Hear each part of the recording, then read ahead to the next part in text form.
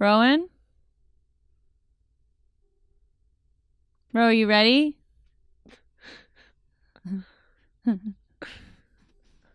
Ro? It's not Rowan. Who is it? It's Hubert. Oh. It's actually pretty scary. Is it? It's scary. What is? This is vibe. This is my new vibe. This is my new vibe. I figure I just might try it out. Yeah. No, it's a good face card. Good spooky morning, Los Angeles. Ooh. This thing's really tight. I've owned this mask for years. I have no idea where it came from. Oh. I can't breathe very well. You want to take it off? Yeah. Anyway, morning. Good morning. Good spooky morning. Good spooky morning. Are you feeling the Halloween vibes yet in the air? Oh God, of course I am. Yeah? I feel like I've been only feeling the Halloween vibes. No problem to me. I love Halloween. I love Halloween too. Is Halloween your favorite holiday? I think it's probably only second to April Fool's. Is that right? Is April Fool's like an actual? It's like a holiday, but I guess you don't get the day off for April Fool's Day. You definitely don't. But also, you don't get the day off for Halloween. Sure don't.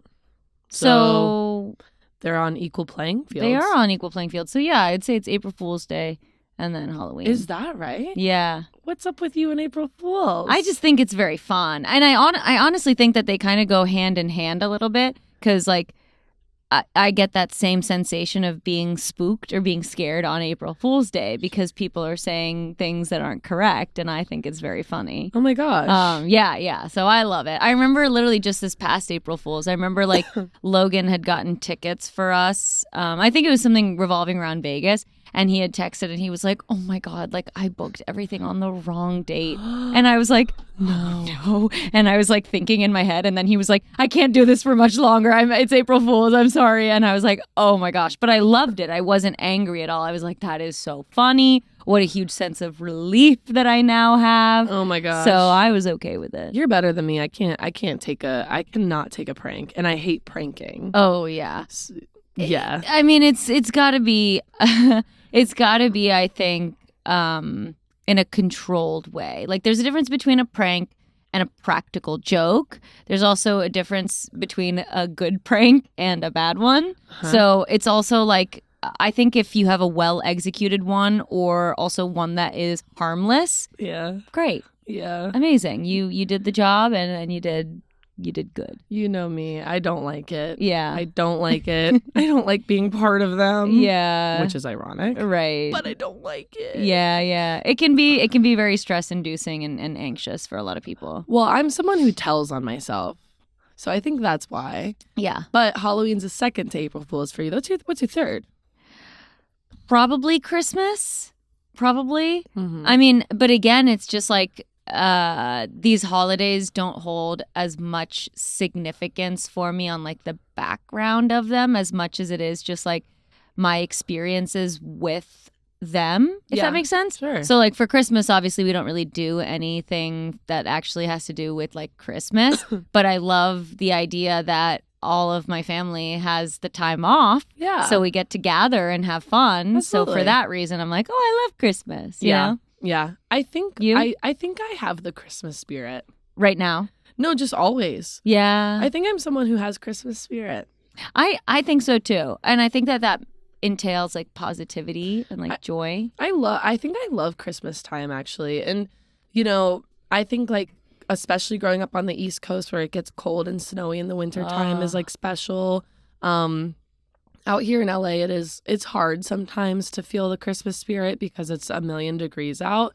But like I work at a place where like they are really big on decorating for the holiday, so I feel that I've been able to maintain the holiday spirit. Yeah. But yeah, I mean I like the holiday season overall. Right. No matter what it is, because I'm same as you. I'm not necessarily religious, and like I don't, so it's kind of like Christmas doesn't have too much of meaning to me other than like this is a time for joy and community and watching The Muppets Christmas Carol. Correct. My favorite Christmas movie ever is Olive the Other Reindeer. Ooh, I actually haven't seen that. No one has, just me. Okay, maybe we watch it together. I love it. It's about this dog named Olive, and it's voiced by Drew Barrymore. The movie is created by Matt Groening, the man who made The Simpsons. And Drew Barrymore voices Olive, and there is a radio announcement that Christmas has been canceled because like one of the reindeer broke their ankle. So it's like Santa will not fly tonight unless all of the other reindeer are able to help or is able to help. So she's like, I'm Olive, the other reindeer. I have to go to the North Pole and help Santa. They just told me on the radio. Wait, I might have seen that. Perhaps. Maybe like when I was a kid? Maybe. I love know. It's my favorite Christmas movie. I gotta put it on and see, because if I have seen that, then that's crazy. Because there's like a lot of, I feel like, movies that we watched in like school, or like random movies that like don't belong to like a bigger franchise that we watch, and then we're like, I have no idea how to find that, because I only remember like a frame of it. There's one person who uploaded it years ago on YouTube. It's like a 48-minute movie, and that's the version I watch every year. It's just on YouTube. So thank you to that person. Very interesting. Anyways, but the holiday right now is Halloween. And we sure did some activities oh my God. that helped us get into the Halloween spirit. Ro and I went to a haunted house. Yes. And it was so fun. It was absolutely fun. That was literally like one of the best nights. It really was. And last year we outdid ourselves last year, because we did the hayride and we did horror nights, and that was fun. But this was kind of our spooky night together, and it was a blast. It was literally so fun. I feel like we have to take it from the top, though, because there is some like precursor to the story. Absolutely so. So you want to kick us off? So we first of all, we obviously went with our third, Logan. Obviously. Our and Mac Daddy Logue. Exactly. And then we also brought another one of our friends, Stephanie, who actually did a lot of cool work on this season's cover. Yeah. So shout out Stephanie. Sure. Thank you, Steph. Yes, but the four of us went because Fabian was scared. I'm also going to call him out on that. Right. I literally was just telling Dustin that, like, this man lobster dives. He is the most, like, daring person in all other regards. And then he's like, I'm good on the haunted house. And I'm like, what? It's so funny. Right. I love it. I love it. But totally fine. That's all right. The four of us went. And we decided to get to the area earlier because we were going to a haunted house called the Reign of Terror, which was over in Thousand Oaks. Which was 1,000 miles away. Exactly. Very far up north and northwest. God, never eat sour water. Literally have never seen a compass before. Did you not have the like an acronym for Northeast Southwest? Never eat soggy waffles. Oh, okay. Mine was never eat sour watermelon. Oh. Yeah. Well, but it's like, I don't know. I can't stand here and tell you what direction that is. Oh, no. So like when I'm driving, I'm like, wherever the blue line is, that's right. Bridget's always, she's like, yeah, we'll get on the north, we'll go north, and then we're going to turn this way and go east-north, and then we'll north it up into the western north part. And I'm like, okay, babe, I don't know what you're talking about, but you're pretty. Well, last night, remember, she was like, oh, so you get sun this way because that's west. And I was like, I guess that's right. Literally, she's a human compass. She's so smart. That's sweet. Stop, you little giddy. It's Halloween, not Valentine's Day. Sorry. Anyway. So we went to the area and we decided to get some dinner before. So we went to another one of our favorite spots called Dave & Buster's. Yeah. And Ro, I need you to take it from here. So basically, yeah, we drive. We're like, let's do Dave & Buster's because like we have to be at our line reservation is like 8:30 at Reign of Terror. So that'll be fun. And basically we go and we get sat, and Arasha and I, we're pee queens, so we had to go to the bathroom. That sounded insane. Piss together. Uh-huh. Right. And so we get our like seat, we go to the bathroom, we come back. Logan goes, you guys are going to love our waitress. She is so nice. Both of them are like great vibes. She's so sweet, like best person ever. Literally, Stephanie, Logan, you're going to love her. Wait till she gets over here. She's amazing. And we're like, amazing. Like, we're the best group for the best waitress. Yeah, we're like, we're down for some vibes. So then she like comes back and she's like, oh, hello. Right. You two are here. Yeah, and like the two of them had already ordered drinks. So that she like turns to me and she's like, did you want something to drink? And so then like I picked a cocktail off of the menu, and then she was like, great, I'm gonna need to see your ID. And I was like, okay, for sure. And I like pick up my wallet, and she goes, take that out. No, but she was literally like, she's like, you need to take it out. Yeah, like you need to take that out. And Arasha was like, I was like, oh, okay, all right, here you go. Takes like 5 minutes to inspect it. And she's looking at Arasha like, she's like, I'm like, it's me. That's me. I promise. yeah, haven't you seen her on the internet?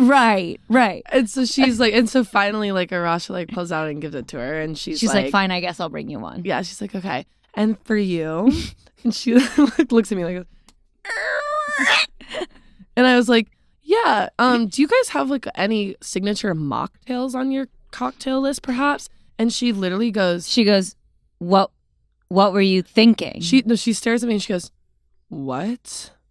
And I was like, I don't know. I was like, do you have any mocktails? And she goes, what are you thinking? And I was like, that was we just asked you that question. Right. Like I just asked you what I was thinking. And so I literally was like, well, I go, oh, and then I'm looking at everyone at the table because I'm like, is this the nice waitress? Right. And the three of us are like coaching. We're like, you're doing and I was great. Like, there's a mocktail that exists. I was like, it's just sometimes on the cocktail list, sometimes people have like to the side like mocktails listed. I don't know.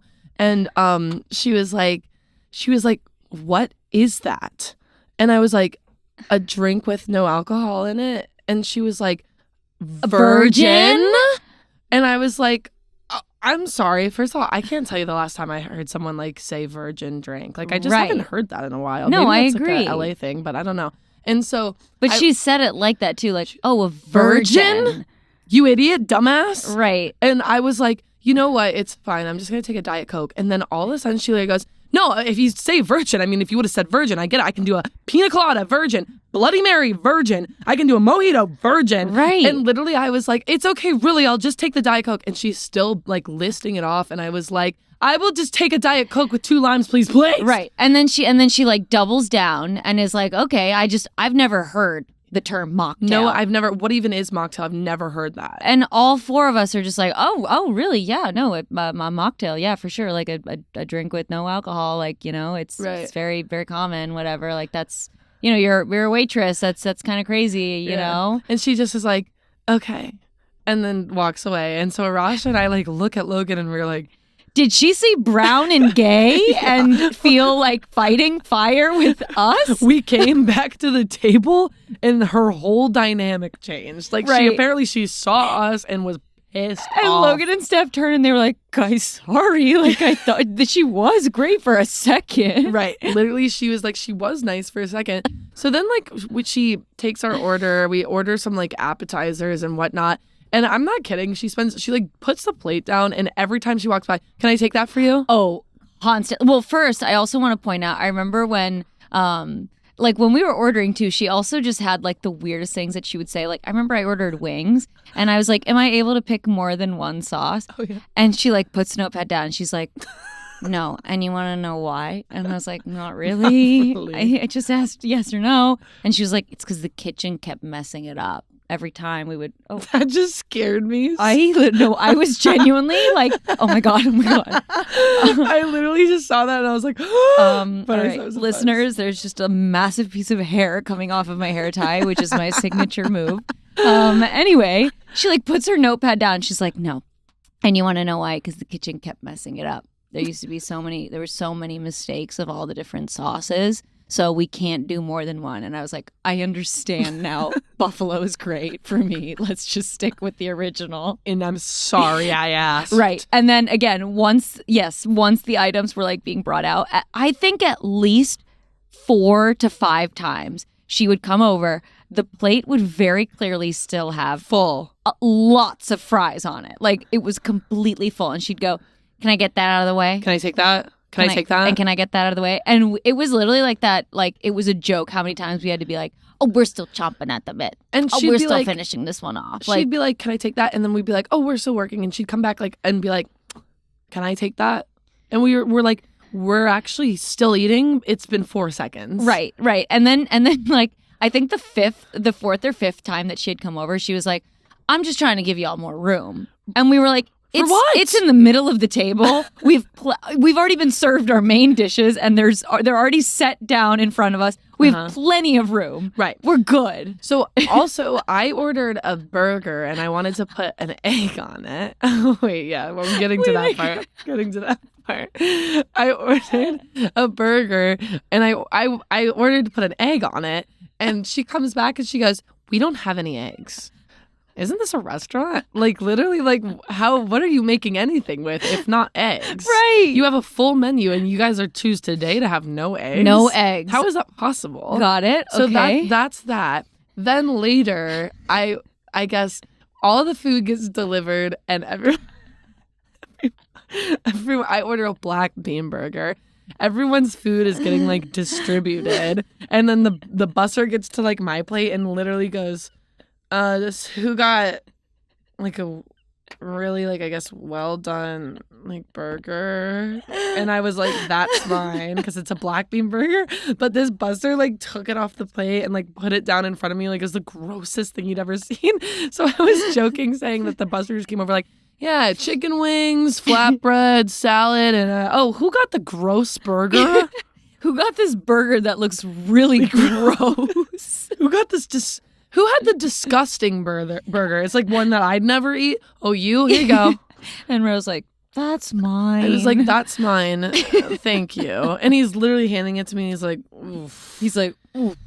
So then literally that happens. And I need a refill on my Diet Coke, oh my by the gosh. way. And I need a refill. And I also, not that it matters, but it does to me. She never brought me my double lime, and I was horrified to ask, so I had to go to the bar to ask for it. Yeah. So she comes by, and my Diet Coke is, like, almost gone, and I'm like, excuse me, when you get a chance, can I please get a refill on my diet? She goes, stop. You never need to ask me for a refill, okay? I grew up in the kind of house where if my dad's coffee mug wasn't all the way full, we all had to hide under the table. So don't ask me for a refill. I will always get it for you. And I literally am sitting there like, huh? Like, what? Why would you share that? Why would you say that? There's no need. I'm literally just at this Dave & Buster's catching strays for my gross burger, my sobriety, and my unfilled Diet Coke with 0 limes. Like, and so she looks at me, she goes, I grew up in the kind of house where if my dad's coffee wasn't all the way full, we had to hide under the table. And I literally go, okay, whatever's good for you. Right, but also just like, I just need another Diet Coke. She's like, you never have to ask. And I'm like, well, I do because my Coke's empty. Right, like, and also, how would we know that that's what you went through? Because you haven't brought the refill yet. Right. So we're just prompting you to bring it by. It's like you wanted me to ask. It's like you wanted to keep your eye on the level of my Diet Coke so you could tell me your dad beat you. I'm like, huh? So that was a very scary part of the night. Right. And so every time this waitress, by then the waitress would come back and she'd be like, how is everything? And we're all like, oh, it's so good. Delicious. It's good. Take what you want. Take the gross burger if you need it. No, eventually we just ended up letting her take a plate full of fries. Because we were like, you know what? Why don't you just take it? Will that make you happy? You can have it. It's literally, yeah. And it was just so funny. Really, really intense. So that was our dining experience. And I will tell you, I was up all night. And I think I had vague food poisoning. The burger. I got home to Bridget and I literally was like, I am gonna implode. Yeah. I feel unwell. So it was my gross burger. Yeah. So she poured some Diet Coke and some more on that burger. Sure. Right. But after Dave & Buster's, we played a little bit of games at Dave & Buster's. And then we fun. went over to the Reign of Terror. Very fun. Truly. First of all, like, it was also just, like, not exactly, like, how you'd expect a haunted house to be. Like, it was almost in this, like, complex. Like a mall. Yeah, a little, like, mall, like an outdoor, like, shopping center area. Mm-hmm. So we, like, walk up. And this was a detail that I, obviously, like, was paramount to the story that we're about to tell. But a really cool detail of the house itself was, like, outside, there was, like, a huge line of people, obviously, like, waiting. but there were scare actors, like just up and down, like walking and keeping everybody entertained. And I just thought that was such a smart and a very creative way to get people engaged and like into the vibes. Because obviously, like, again, waiting in line is tough and it's never like super fun. So it's fun to almost like have people get immersed immediately when you like walk into the line. And they were also like actually very scary looking. Oh my gosh. I was like, oh. Right. They were like scaring us a little bit in the beginning, which was really funny. They were like all up in our grill. Yeah. I was like, honestly, they were 1,000 times less scary than our waitress, though. I will say that. Right. If you had her just walking around, we would have been screaming. Yeah. I was like, oh. But we join the line. We get into the back, and then one of the scare actors like comes over to our group, and we start taking photos with him. We'll put the photo up. Yes. Super funny. He was very scary. And we had a good time. And then the scare actor just kind of sticks around for a second. He's just kind of like lingering with our group. And he's really scary looking. And he has like, he's wearing like a mask that's kind of like a sack over his head, but like his eyes are out. Yeah. And so then I remember, kind of how this started is we took this photo where Stephanie was facing this scare actor, and the scare actor in this photo, again, we'll attach it, he like picks up his finger and just points at me. And so then we snap this photo and we're like, so fun, awesome, like, thank you, my guy. And then he just starts like, he just kind of starts moving his hand and just like pointing at me. And so then we kind of start translating a little bit, and we're like, me, photo, camera, picture.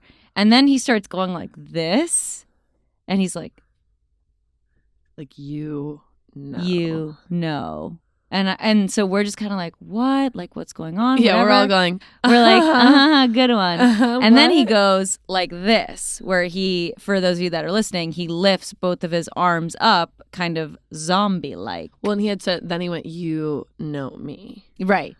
So yeah, he pointed to himself, up to his head. He points to me, and then he does like the zombie arms. Yeah. And so then we're alerted immediately, like, Frankenstein? And then all of a sudden, my like jaw just drops because I immediately realize what he's trying to get at. And I'm like, oh my gosh, Frankenstein.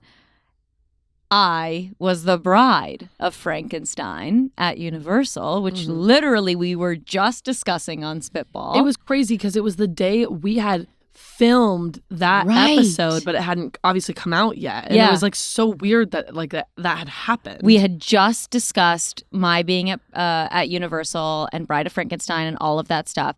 And then here's the scare actor alerting me that he was one of the Frankensteins that had worked with me at Universal. And it was, again, just this moment of like, whoa, like small world, but also just like, oh my gosh, like crazy that like, you know, he was able to recognize me and see kind of like our group of friends and be like, wait, I know this person. Because also, again, I was dressed up as the Bride of Frankenstein whenever I was seeing him. So it also was just like, how do you remember me? Yeah. So it was very fun. So we saw him, we like laughed. We were like, oh my gosh, crazy, small world, whatever.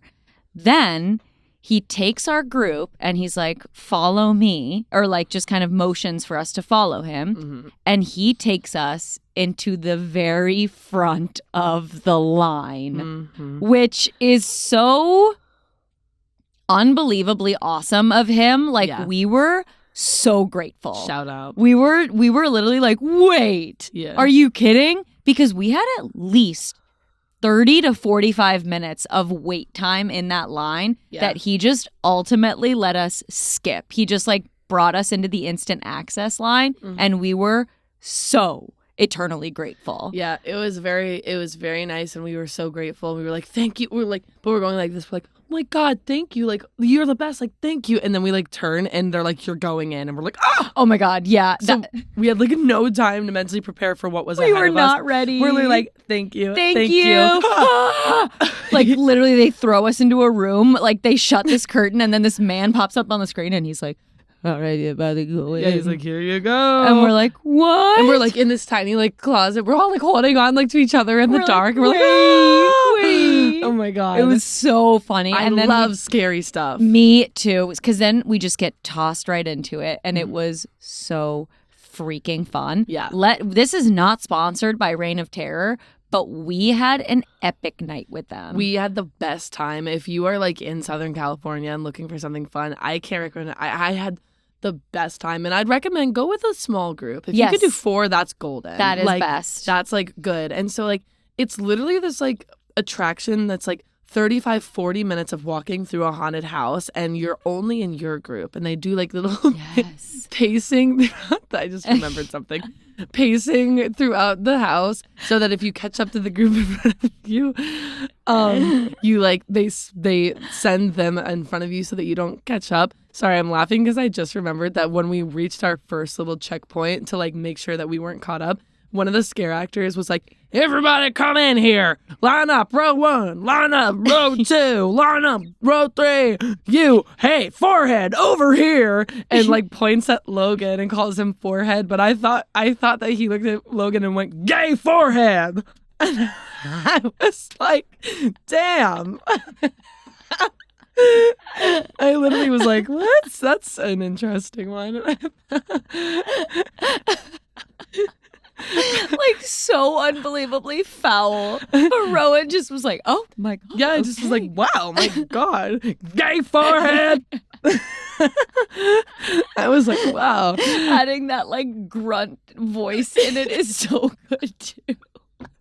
So like we go in, we start walking, and we have no idea what to expect. And like I will say this, perhaps if you are wanting to go to Reign of Terror, this is about to contain spoilers. Right. Sorry. Right. Yes, because we do need to talk about some of the rooms. Like there was one that was literally just a strobe light going off so fast that you could not see anything. It was literally an empty pit that you were inside of by yourself with your group, but on your own with your own group.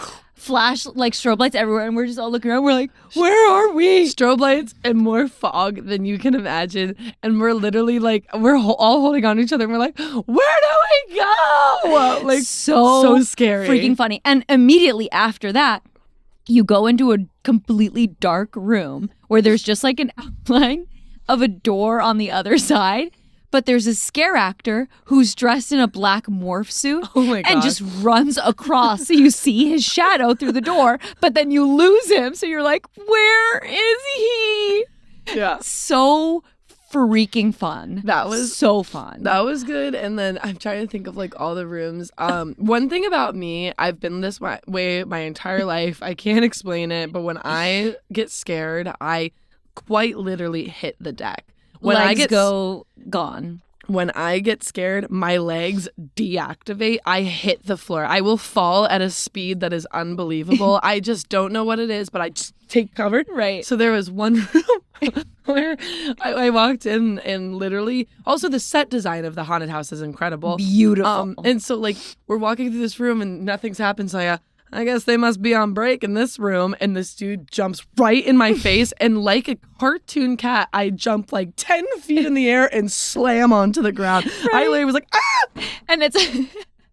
And I hurt my leg so bad. Oh, and then there was a part where I fell and literally I'm crawling and I'm struggling to get up because my legs are like not activating. And I grab Arasha's ankle and I hear her go, "They're on the floor." I was like, take cover. They're coming from all angles. And Logan goes, "It's Rowan. It's just Rowan. Help her up." Arasha later goes, "They're on the floor." And I'm like crawling my way up Arasha's body to get up. But I have to say, like, and the reason that honestly I think I thought that was because what this house did so well was come up with original scares. Yeah. There weren't just people like, you wouldn't just walk into a room and there would be a very clear window for someone to walk over and go, no, and walk away. They're coming everywhere. They're coming from everywhere. They were coming from the ceiling. And also, they were launching down at you from the ceiling. There were also scares of like the things that were set up, like not actual humans, but like their props would like come at us. Their props would like, or there was something with like the ceiling coming down, or like the bridge would fall that we were like standing on, like very new, original scare features in this house. There was one room where you were walking through and the entire ceiling fell until it was like about to hit the tip of your head, and all of us hit the ground. And then there was one, I think this was my second favorite part of the house was there was this one room where we walk in and this like wardrobe opens up and it's like these 3 ghosty ladies and they're like kind of just like vibrating. And you think that they're just going to be there and you're like, oh, so funny. Yeah, you think they're just kind of like dancing, and Logan literally goes, oh, and then at a speed you wouldn't believe, they launched at us, and like, we all were right like, here, and we all like fall back. We were like, oh my god, you do oh my not god. expect that, and that's the thing. They only did that once too. Yeah. Like you couldn't expect it again. You just at first see these 3 like ghost ladies, and you're like, who's this diva? Yeah. And then boom, who's this diva? Right up and at you. So now you have to tell the best part of the house. Okay, you guys, literally. The way that I've done this 500 million times already. So obviously, if you haven't already caught on, this house was very scary in the best way. Like we were screaming and then dying of laughter. Yeah. But we're like walking out of this room and a scare actor behind us just screams so loud. And we scream, obviously, because it was an Oscar-worthy scream. Yeah. Like amazing. And we're like, oh my God. So we're on edge and we're like tiptoeing into the next room coming off of that scare. Yeah. And then this one scare actor. And it's like a bedroom. It looks like a bedroom. It's a bedroom, yes. And they open the closet door and literally this boy just goes and then shuts the door. And all of us just look. We just turn to look at him and it is silent. Like, I promise somebody that was working the haunted house, like, paused all other sound effects and made it just go silent in the room for us to have 1 second of staring into his eyes and him just being like, and shutting the door. So then all of us burst into laughter over us not getting scared by this man at all. Right. And the door was like one of those doors that has like the peaky blinders. So we were laughing that like he definitely failed that scare and then saw all of us laughing and was just like room after room of the loudest sound effects, strobes and fog and blood-curdling screams. And this guy who's wearing, and by the way, khakis and a white button-up. Literally. He like his scare must have been to like come out and be like, hey, what are you doing? But instead he choked or something. So he literally just steps out and he goes like this. He goes and closes it back in. And we're all literally walking and we go. And we're all just making like prolonged eye contact with this scare actor who just flopped down USA, and he just goes back into the closet and he's like looking through like those like peaky blinders or whatever, and we're all just standing there going, okay. When I tell you, we're dry heaving. Like, and we were like, and from his perspective it was us going like just laughing at him. It was absolutely the hardest that I have laughed in months. Tears streaming down my face. Like, we could not stop laughing at this poor scare actor who flopped. Right.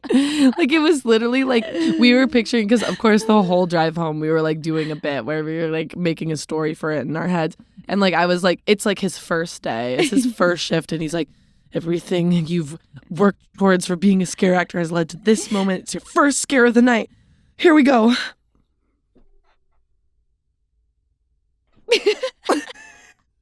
And on the other end of it, like, I was just literally being like, okay. All right. Good try. Okay. Yeah. Poor kid. Poor Oh my kid. gosh. No, because he had to have been like no older than like 19. Yeah, I was going to say 13. I was going to say 30. Oh, like 30 max. It was God. no like big adult. And then shortly after, I think, is when they called Logan gay forehead. I really thought that's what, not that saying like, hey, forehead is like much better, Right. but I literally thought he went, row 1, row 2, gay forehead. I was like, Logan, are you okay? After he said that to you? Voice is truly killing me. It's so... Oh, wait. That's another good part. Okay, obviously it was a great house, but the closet man was one error, and then the second one was we were in this area that's supposed to look like an underground mine, and the scare actor like comes up to us and he's literally like, I don't like you around these parts. If you don't get out of my mind, you're gonna die. And we literally were like, okay, someone forgot their lines. Like, it was just like so not mad. He's like, if you don't get out of here, you're gonna die. We were like, where's the script go? We were like, I don't think you were supposed to say that. No, but that was so funny. Yeah. And truly, like, the experience did feel like 30 to 40 minutes. Yeah. It was so long, but in the best way. Like, you truly got everything that you paid for. And again, it was original scares. I have been to many haunted houses, and that, I think, was the best one. The only like improvement that we had talked about after as well was that it just needed a stronger finale. Yeah, I didn't know it was like, it didn't feel like there was like, it was just over. Like, yeah. Yeah. And my suggestion was that it should have ended where the last room is just an empty white room, like that just kind of looks like nothing is around and you're just like, wait, where am I? Yeah. And then eventually you like find your way through the door and you're like, oh, I'm on the outside. I'm done. Like, I don't know. That was just my original pitch, but I think it could have been a very, like, or like maybe we're standing in the white room and then a scare actor like comes from behind and we're like, ah, and we run out and then you run into the outside world and you're like, I'm safe again. God, it was so fun. So fun. And also, my other pitch for haunted houses everywhere. This is what we kind of talk about in escape rooms as well. A feature that should be added is to be able to purchase the footage of your group in this haunted house or escape room or something. Like, I just feel, I know we would have. Oh my God. We would have purchased it immediately. Well, and now I know like, that there are so many other groups. I'm like, Reign of Terror, like, bring us back and film us going through. We'd love. Right. No, please. It was so fun. But also just to like see you and your friends getting scared, to see you guys like walking through and being like, oh, that's where we were. Or like, oh, someone's coming over here or whatever. Or like, Rowan and I did an escape room. Was it like a couple years ago at this point? Maybe last year? I think it was last year. Last year we went. And we got lucky where one of our friends, Maddie, was friends with the guy running the escape room, which that is such a funny story. Oh my King. God, yeah. Oh, wait, we should tell that one too. We did this hilarious escape room that was like, we were busting out of prison, and the guy that was running the escape room was also he played a character in the escape room, and his name was King. And he would Kingpin or whatever. Yeah, and he would like call on the phone in the prison to like give us hints or like tell us what we needed, but he'd be like, "It's me, King. Hey, I need money for this. You got to go find the money." And then we'd be like, okay, and where do we find that money? And he was like, try over there in the lockbox. And then we'd be like, okay, love you, King. And he'd go, love you.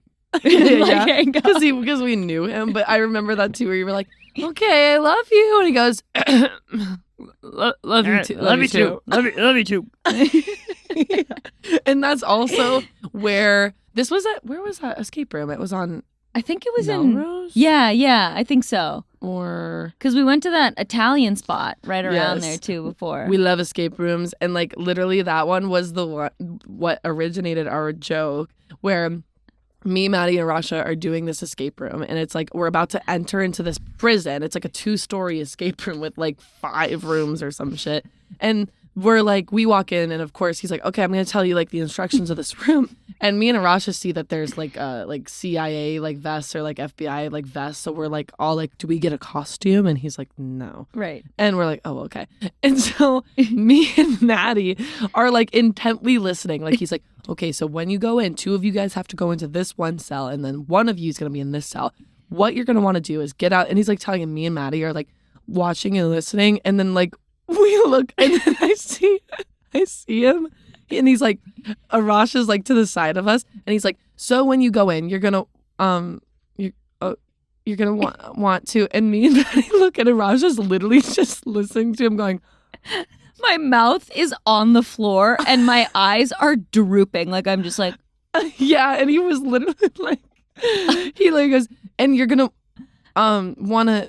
And I was like, I'm sorry, I'm listening. I just me and Maddie were like, disassociated. like Rasha snapped in. What the I was hell? like, I'm so sorry, so embarrassing. Oh my god! If I can put some of that footage, actually, I do have the footage from that, so Yes. I should try to input it here. Right. So because we knew our king, he was so unbelievably kind. We asked him to take any and all videos and photos of us in the escape room possible. Yeah. So we have hilarious footage of like I like at one point I like pick up this like helmet and I put it on my head and I just like stumble over to Rowan and I'm like, Ro, look at me. And we both are just like laughing in the middle of the escape room and Maddie's like, guys, we're breaking out of prison here. There like, was so funny. There was a part where one of the clues was like on a rack. There were like these sheet pans that you had to pull out. Remember this? And I remember I turned around right as Maddie was pulling one of the sheets out.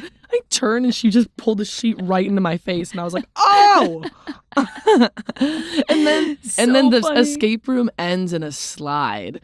There's like you break out and you take this slide that's supposed to look like a laundry chute down to the laundry room, and then you have to like you get to the bottom of the laundry like slide and you have to crawl through this like tunnel space to spit out into the laundry room. And Arasha is like, we've been in this escape room for like literally like 55 minutes and it's not there's nothing, it's just us. And Arasha's crawling and she's like, guys, I think someone's in here. I think someone's in here.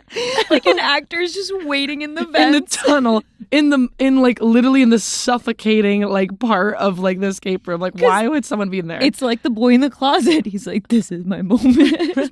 Yeah, he's supposed to. I'll tell you which we should do this. I love.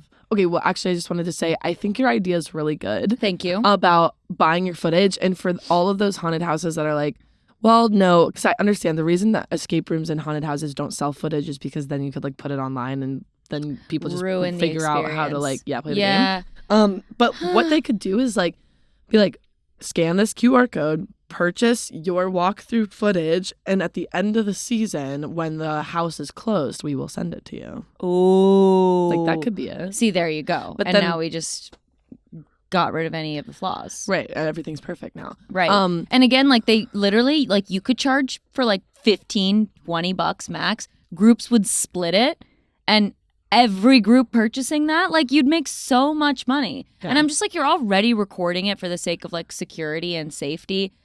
Or even at least like maybe just photos, like how you do on the roller coaster, like having it at like a scary moment.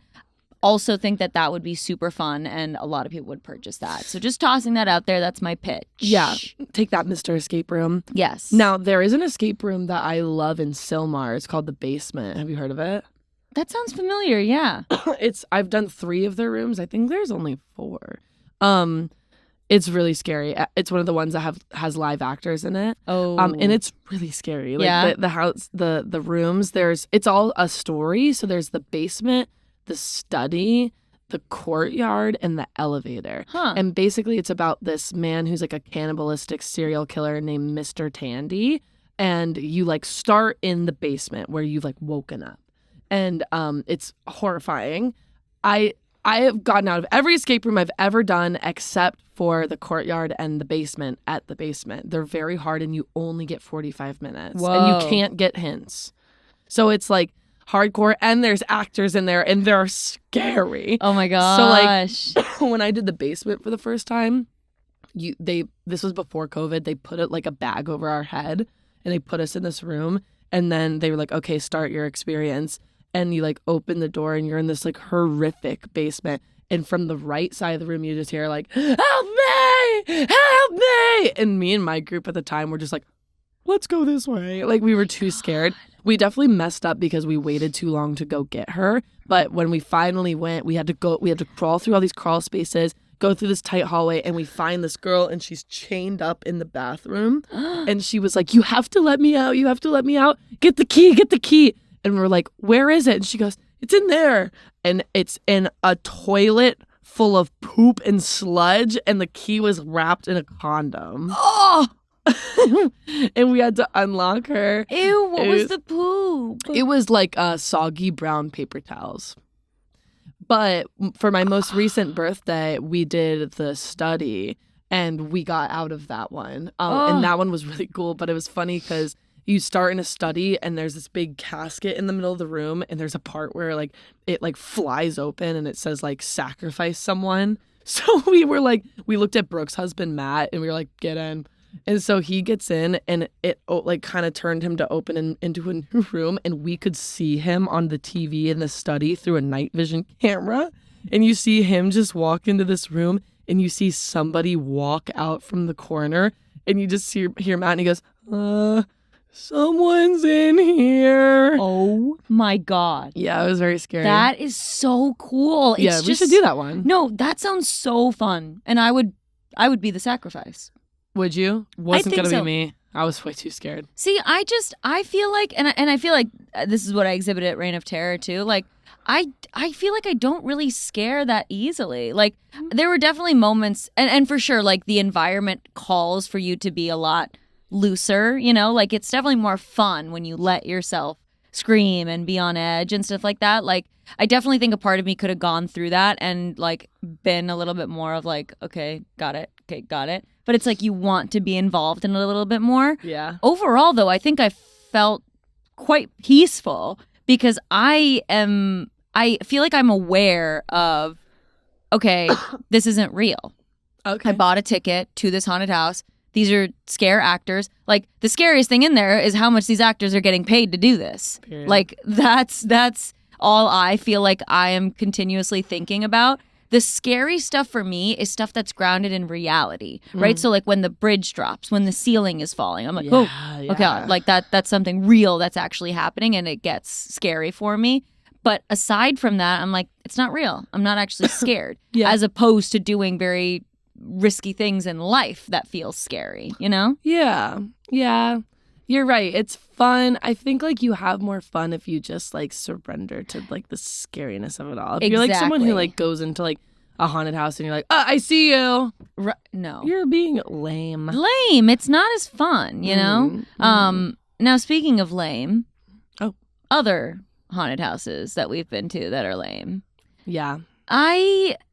We won't mention by name brand of the place, but we'll give you a little hint ski. Right. I feel like other mazes, other houses can often be short, predictable, and just sometimes like especially if like if it's like a big popular one or like the company is big and has a lot of money, it's kind of just like you can definitely do a lot more, especially if like Reign of Terror is not huge. Like they're not like this massive budget place as far as we know. So it's like if they can put something like that on, like I feel like other places got to step up. Right. It feels like the big companies, like there's no excuse for like these bigger like corporations that like put on Halloween events to not be awesome. You know what is awesome? Not Scary.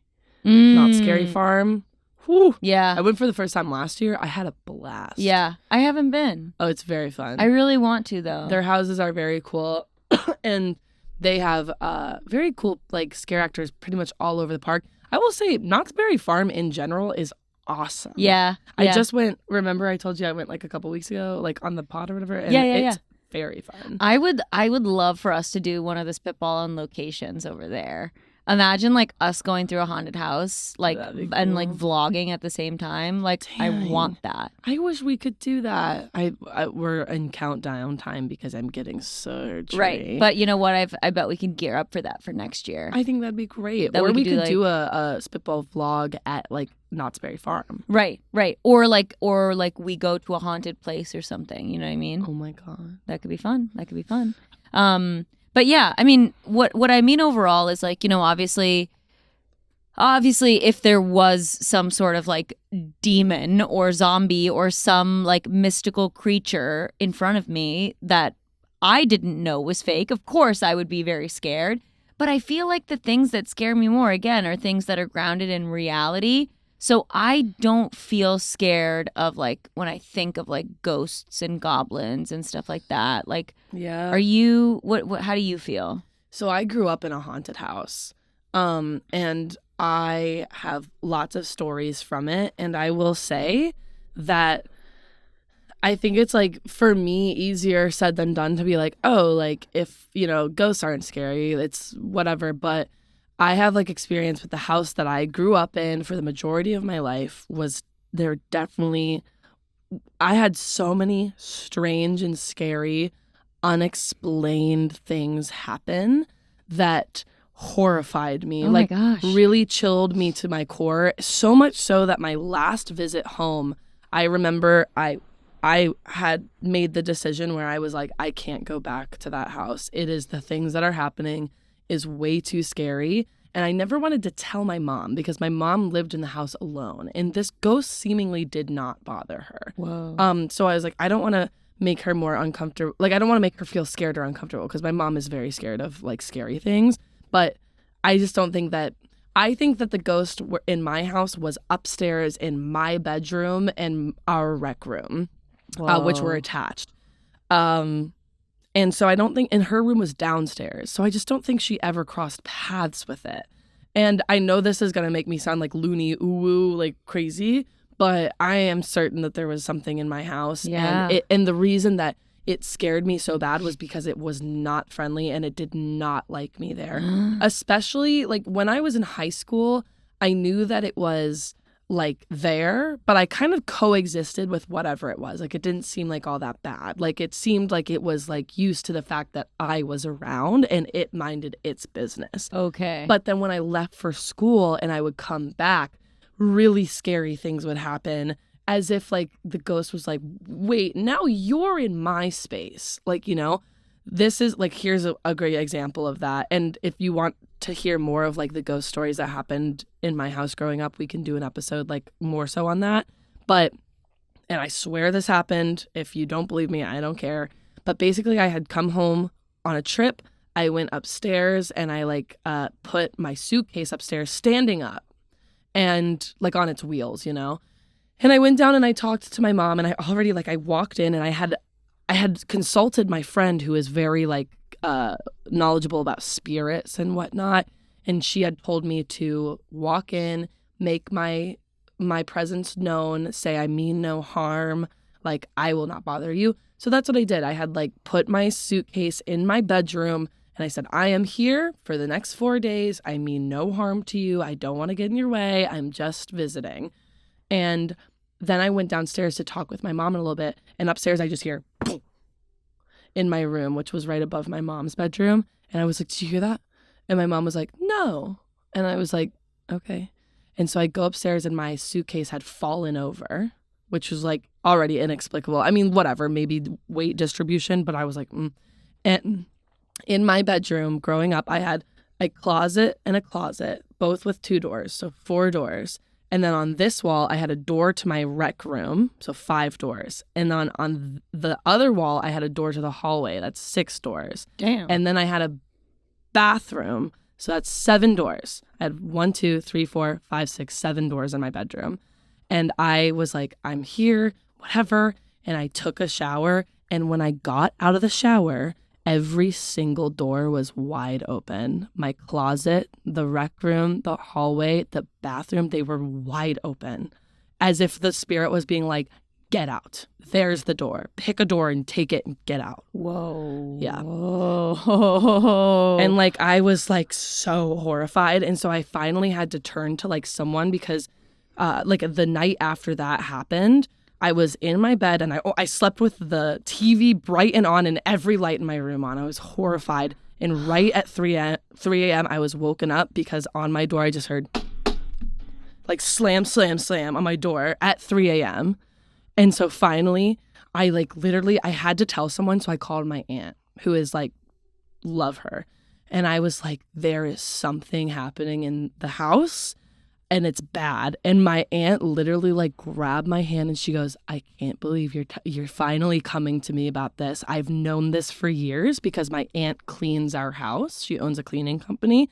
And she was like, I have been experiencing things with that ghost for years. And she was like, and I've been waiting for you to come tell me that you've like had experiences too. Whoa. And I was like, and so she said, like, she's like, every time I go up into your bedroom and the rec room, it's like something is like chasing me out, like by patting on the walls, like chasing me out and telling me to get out of there. Oh my God. That is spooky. It was very scary. So like, I feel that to answer your question, I know that's like a long answer, but I'm like, I feel that for me, it's like, yeah, ghosts are blah, blah, blah. But I don't know that I was just like even dealing with a ghost. I think I had a dark entity in that house that was like, get the hell out. Wow. And now my mom lives in a beautiful, lovely home, and I've Good. never told her any of this, so I hope she doesn't watch the show. That is wild. See, I wouldn't say that I'm necessarily like a non-believer, because of course I believe you that all of that happened, and I hear a lot of ghost stories from a lot of my friends or these like ghost interactions and stuff like that. I just personally have not had one of my own. Yeah. And again, like that is very clearly how you can form your opinion, is if you have that kind of direct experience that affects you, then you can obviously go out and be able to be like, no, this is what I believe because this happened to me. Mm-hmm. So I am not saying that I don't believe that. I just haven't had that experience myself. No, that's so fair. Yeah. That's so fair. Very, very chilling though to hear that experience that you had. Yeah. Oh. It was bad. Yeah. It was bad. That does scare me a little bit. That's for sure. It does scare me. I can't believe that our haunted house and escape room stories really just drove this episode. I'm so happy that happened. Yeah. Okay, and here's my fun idea for a spitball. Sure. On the topic of ghosts, is it ever okay to ghost? Oh.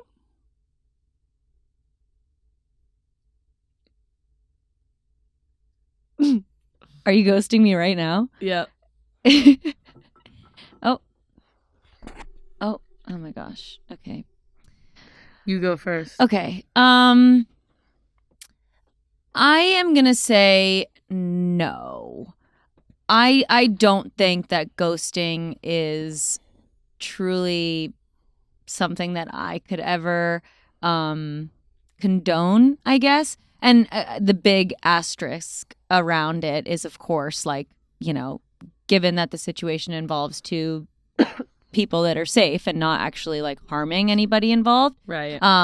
But I believe even if you had a first date with somebody, I mean, it's one thing if like neither of you are reaching out to each other. It's like, great, you know, like that is unspoken and that's awesome.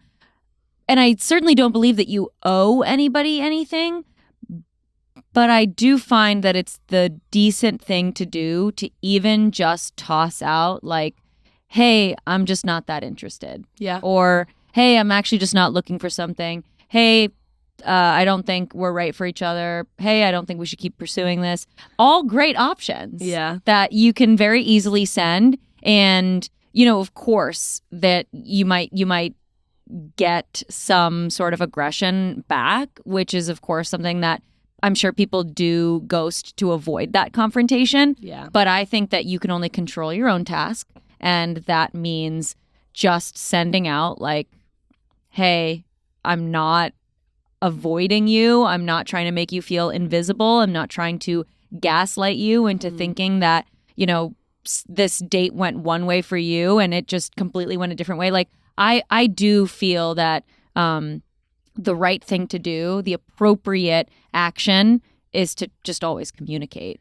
Yeah, I think I agree with you. I feel like we were talking about this on an episode a little while ago about how I was like talking with someone and they were like, I think it's okay to ghost after like 3-4 dates. And I was like, oh. Like, I think you're right. Like, it is one thing if after a first date, both of you have not reached out. If no one ever reaches out, it's like, then awesome. It's just a mutual decision of like, this is not the vibe. Yeah. But if someone is like reaching out, like, I liked you, I had a good time, and you just leave them high and dry. Yeah, I don't think I could do that. It's messed up. And it is uncomfortable sometimes. You know, it's uncomfortable, but sometimes, ghosting is so hurtful because it very well could be like something that's going on with you where you're like, I'm not ready to take this on. I'm not whatever. I bit off too much that I could chew. but your ghosting makes that person feel like they did something wrong and like they are like unlovable or something. Yeah. So I think it's always good to communicate and to have kind of like in your back pocket like a go-to kind of like, I'm glad we tried it out and I wish you well, but I'm not seeing a connection for us in the future. Right. And again, that's like part of dating. So if anyone ever comes back at you and they're like, well, F you and you're ugly anyways, then it's just like, okay, like, then good thing we're not pursuing this. Right. What would you have rather me done? Just ghosted you? Right. So it's like that's part of dating is rejection. And I was going to say something else. However, you already said this.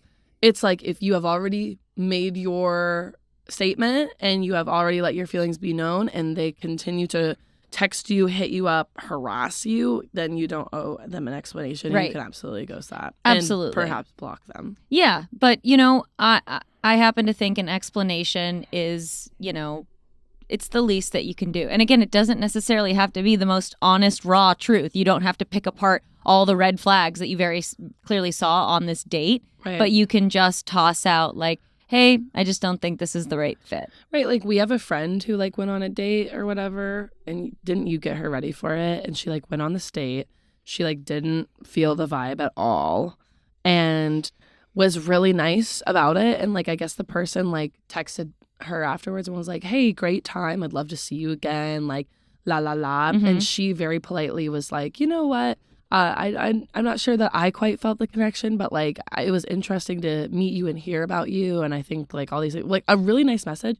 And he said something insane back. He goes, well, you were bad vibes anyway. Right. And like I had noticed that you were anxious anyway. So like whatever or something. And she replied and she was like, no, I wasn't anxious. I was just not interested. Right. Like, period. And there's no need to blame the other person. Again, of course you were hurt. That's fine. Mm-hmm. Like we're like that. Again, that is just a part of dating is that you might get that sense of rejection, but it ends up teaching you something and hopefully you're able to move on from that. I think ghosting, you can even take it like a step further and be like, ghosting after the date is one thing. Some people ghost before. You set this date up with somebody and then just never respond. That sucks. Somebody made this plan. They're showing up somewhere. You're making them wait for you and then standing them up. Like ghosting has almost become this term that's like trendy now where it's funny or it's like, oh yeah, ghosted or I ghosted you or I'm ghosting this guy. And it's actually kind of disrespectful because it's actually just standing them up. Yeah. It's lame as hell. Do better. Don't ghost. Well, that was fun. I definitely would be more than open to talk a little bit more about spooky stories and ghost stories and whatever, but I'm really glad that we could recap our experience at Reign of Terror because we just had a blast and we've been talking about it ever since. Truly, yes. And if you were our Dave & Buster's waitress, we're coming for you. Right. Shout out Closet Boy. We're sorry that we didn't get scared by you, but hey, if Reign of Terror brings us back, we promise we'll scream. Shout out Gay Forehead. Shout out Scare Actor Frankenstein, yes, who moved us up to the front of the line. We literally love you. Yeah. That was so great. Literally amazing. And shout out to you guys for watching this week's episode. Yes. Be safe this Halloween. Yes. Don't drink and drive. Correct. Please be safe, enjoy, and be safe within your scares overall. Absolutely. We hope you enjoyed this episode and we will see you next week. Ooh.